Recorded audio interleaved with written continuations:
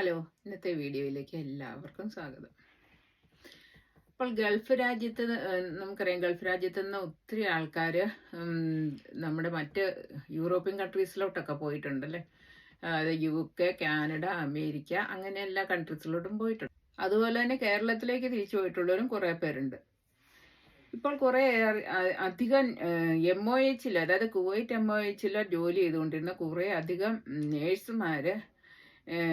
നേഴ്സുമാരുൾപ്പെടെ കുറേ അധികം ആൾക്കാർ അവിടെ നിന്നും വലിയ എമൗണ്ട് ലോൺ എടുത്തിട്ട് അവിടെ നിന്നും പോയിട്ടുണ്ട് മറ്റു രാജ്യങ്ങളിലേക്ക്. അപ്പോൾ കുവൈറ്റ് സർക്കാർ ഇതിനെതിരെ അന്വേഷണം നടത്തുകയാണ് ഇപ്പോൾ.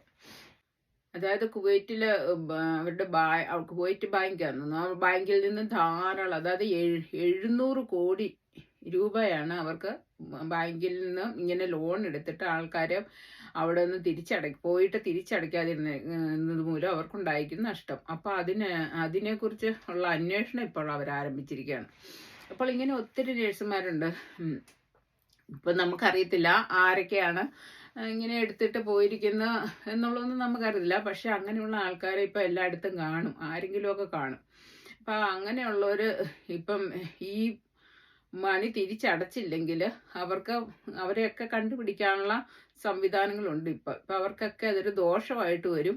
ഇത് കണ്ടുപിടിച്ചില്ലെങ്കിൽ, ഇത് തിരിച്ചടച്ചില്ലെങ്കിൽ അവരെല്ലാം ഇതിന് ഉള്ള ശിക്ഷ അനുഭവിക്കേണ്ടി വരും അല്ലേ. അപ്പോൾ അതിനുള്ള കാര്യങ്ങളൊക്കെ ഇങ്ങനെയുള്ള ആൾക്കാർ, ഇപ്പം ആരെങ്കിലുമൊക്കെ ഇങ്ങനെ കടമെടുത്തിട്ട് തിരിച്ച് അടയ്ക്കാത്തവരുണ്ടെങ്കിൽ എത്രയും വേഗം അതിനു വേണ്ടിയിട്ടുള്ള കാര്യങ്ങൾ മുന്നോട്ട് കൊണ്ടുപോവുക ചെയ്യേണ്ടത്. അപ്പോൾ ആ ബാങ്കിനെ കോണ്ടാക്ട് ചെയ്ത് അവർ തിരിച്ചടയ്ക്കാനുള്ള കാര്യങ്ങൾ അന്വേഷിച്ച് അതിനുള്ള എന്തെങ്കിലും മാർഗം കണ്ടെത്തണം. അപ്പോൾ ഇങ്ങനെയുള്ളവർ ആദ്യമേ ചെറിയ തുകയൊക്കെ എടുത്തു, അതൊക്കെ തിരിച്ചടച്ച് അങ്ങനെ ബാങ്കിൻ്റെ വിശ്വാസത നേടി. അത് കഴിഞ്ഞ് പിന്നെ വലിയ എമൗണ്ട്, അതായത് 50 ലക്ഷവും 1 കോടി രൂപയൊക്കെ കടമെടുത്തിട്ട് അവിടെ നിന്നും മറ്റു രാജ്യങ്ങളിലേക്ക് പോയിട്ട്, അല്ലെ കേരളത്തിലേക്ക് തിരിച്ചു പോയിട്ട് അവർ പിന്നെ അത് തവണ അടയ്ക്കാതെ, അത് മനഃപൂർവ്വം ചെയ്യുന്നതാണ് അല്ലേ. ഇത്രയും വലിയൊരു തുക അവർക്ക് അടയ്ക്കാൻ പറ്റുമെങ്കിൽ മാത്രമേ എടുത്തിട്ട് മറ്റു കൺട്രീസിലൊന്നും പോകുന്ന കുഴപ്പമില്ല, അവരത് തിരിച്ചടച്ചുകൊണ്ടിരിക്കണം. അപ്പം ഇങ്ങനെ ഇത്രയൊരു തുക, അതൊരു നല്ലൊരു പ്രവണതയല്ല, അത് ഒരിക്കലും ശരിയായ കാര്യമല്ല. നമ്മളൊരു തട്ടിപ്പ് നടത്തുന്ന ഒരു രീതിയാണതല്ലേ. അങ്ങനെ തട്ടിപ്പ് നടത്തിയിട്ട് നമ്മളൊരു കാര്യത്തിന് എവിടെ പോയാൽ വേറൊരു കാര്യത്തിന് മുതിർന്നാലും അതൊന്നും നല്ലതായ നമുക്ക് ചെയ്യാൻ പറ്റിയൊരു കാര്യമല്ല അത്. അങ്ങനെ തട്ടിപ്പിലൂടെ പണം ഉണ്ടാക്കുന്നത് ശരിയായ രീതിയല്ല. അപ്പം അതിനുള്ള അവർക്ക് ശിക്ഷ കിട്ടുക തന്നെ ചെയ്യും, അത് തിരിച്ചടച്ചില്ലെങ്കിൽ. അപ്പോൾ എത്രയും വേഗം അത് ഇപ്പം ആരാ എടുത്തെന്നുള്ളത് അവർക്കറിയാമല്ലോ, നമുക്കറിയത്തില്ലല്ലോ. ആരാ ഇങ്ങനെ പൈസ എടുത്തിട്ട് പോയിട്ടുള്ളതെന്ന് അവർക്കറിയാം. അതായത് MOH ജോലി ചെയ്യുന്ന 700 നേഴ്സുമാരുണ്ടെന്നാണ് പറയുന്നത്. പിന്നെ അല്ലാതെ 1425 പേരും കണ്ട മൊത്തത്തിൽ അത്രയും കേസുകളാണുള്ളത് അവിടെ നിന്ന് ഇങ്ങനെ പൈസ എടുത്തിട്ട് പോയിരിക്കുന്നത്. അപ്പോൾ അങ്ങനെയുള്ളൊരു അത് എന്തൊരു മോശമായ കാര്യമാണ് അവിടെയുള്ള മറ്റ് മലയാളികൾക്കും കൂടെ. അപ്പോൾ ഈയിടെ ഞാനൊരു വീഡിയോ കണ്ടു, അതിൻ്റെ കമൻറ്റിൽ വന്നിരിക്കുന്നതാണ്, ഇങ്ങനെ വന്നിരിക്കുന്ന ഒരു കമൻറ്റാണ്.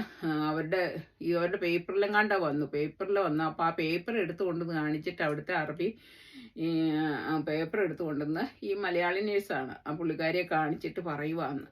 അപ്പോൾ അവർക്കൊക്കെ ഒരു ഭയങ്കര മോശമായിട്ടൊരു കാര്യം, അവിടെ ഇപ്പോഴും ഉള്ള ആൾക്കാർക്ക് അതൊരു ഭയങ്കരമായ ഒരു നാണക്കേട് വരുന്ന കാര്യമല്ലേ മലയാളികൾ ഇങ്ങനെ ചെയ്തെന്നുള്ളത്.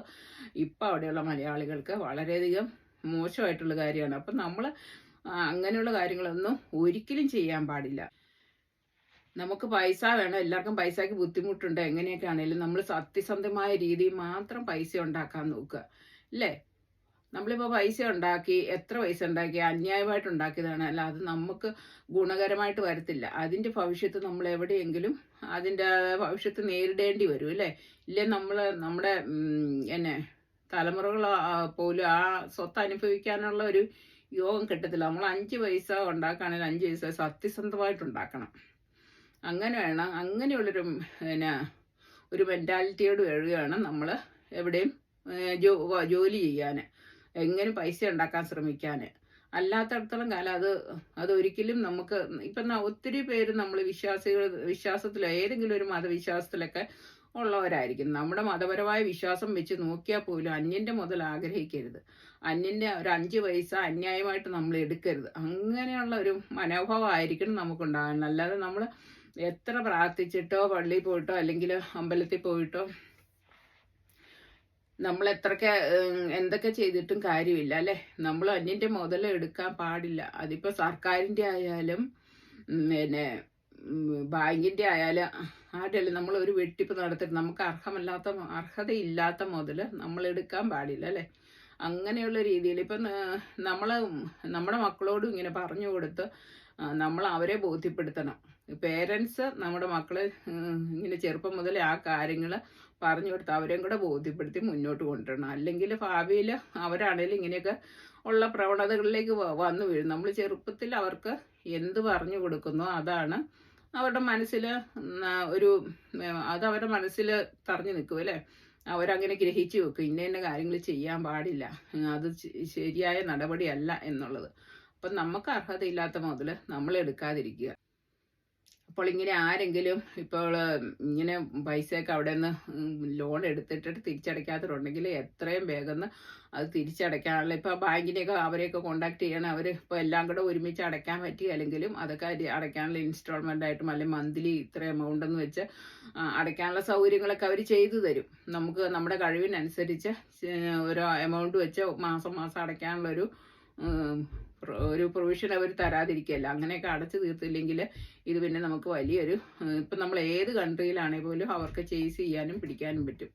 അപ്പോൾ അതിനെക്കുറിച്ചൊക്കെ എല്ലാവരും ശ്രദ്ധിക്കുക. ഇങ്ങനെ ആരെങ്കിലും ചെയ്തിട്ടുള്ളവർ എവിടെയെങ്കിലും ഉള്ളവർ ഏത് കൺട്രിയിലുള്ളവരാണേലും ഇപ്പോൾ 10 പേരെ അവർ ഐഡൻറ്റിഫൈ ചെയ്തെന്നാണ് പറയുന്നത് കേരളത്തിലുള്ള. അപ്പോൾ അവർക്കെതിരെ കേസായിട്ടുണ്ട്. അപ്പോൾ അങ്ങനെ ഓരോ കൺട്രിയിലും ഉള്ളവരെ അവർ കണ്ടുപിടിക്കാനുള്ള എല്ലാ സൗകര്യങ്ങളും ഇപ്പോൾ ഉണ്ട്.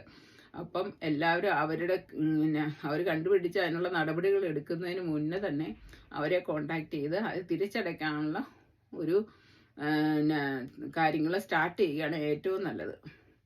അപ്പോൾ ഇത്രയൊക്കെയാണ് എനിക്കിന്ന് പറയാനുള്ളത്. അപ്പോൾ ഈ വിവരം കേട്ടപ്പോൾ ഇതേക്കുറിച്ചൊന്ന് പറയണമെന്ന് തോന്നി. അപ്പോൾ അടുത്ത വീഡിയോയുമായി വരുന്നവരെ എല്ലാവർക്കും ബൈ.